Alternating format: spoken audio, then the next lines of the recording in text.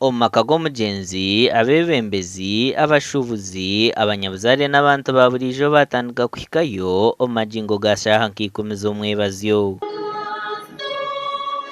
Ekanisa ya St James Cathedral bwe bakwatanise n'aba All Saints Mbarara nibo bebembiremu okuhimbisa.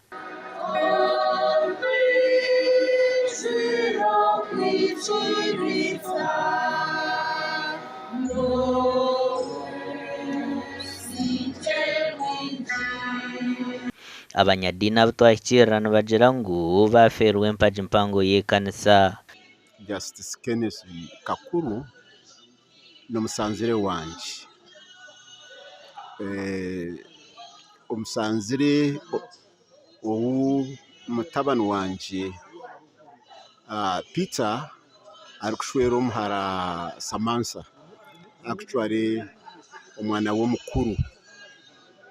Mbwenu aho noreba ngu nyina akakwate kahango nawe kandi omugyenzi n'omuntu ou nkubasa kushobora nk'owakuriire omu kanisa. Kandi nkaija kumumanya munonga closely obu Bishop waitu the Right Reverend Dr. Fred Sheldon Mwesigwa yamuronda kuba chancellor witu w'obureeberezi kandi bakakora hamwe kandi emishango yabeneza aho yona ninga obuhabuzi obyayenahereza na munonga constitution akana natuhabura munonga aha constitution obakwatanise n'omureeberezi witu wa Ankole. Abanyabuzare nibagira ngu omugyenzi niwo muntu obiire nafa hari buri omwe. Mwene ekitukusiimira munonga ni Jaji Kakuru, Justice Kakuru abira atarikwegwa yarugiri omu buhangwa bwabe na Rwanda munonga abantu bareba enyuma. Ekindi eki nikumanya hari Kenneth Kakuru akari omushaija w'omwesigwa, ari omushaija w'omwesigwa orugamba amazima, orukunda ihanga rye, orukunda abantu be kandi orukutegekwa ebiteekateeko bye, his own conscience.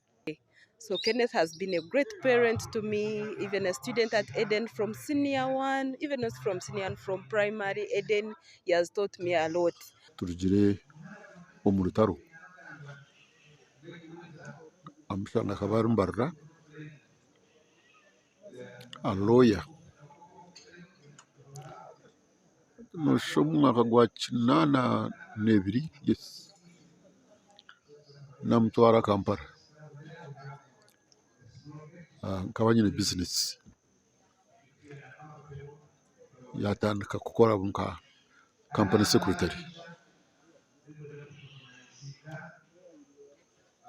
Omuntu murungi, omuntu arikutwaza gye kandi w'amazima. Twakora nawe okuhisa 85. Then bwanyuma Kakuru niko kutandikaho company ye ey'obwaroya ebi yashomire.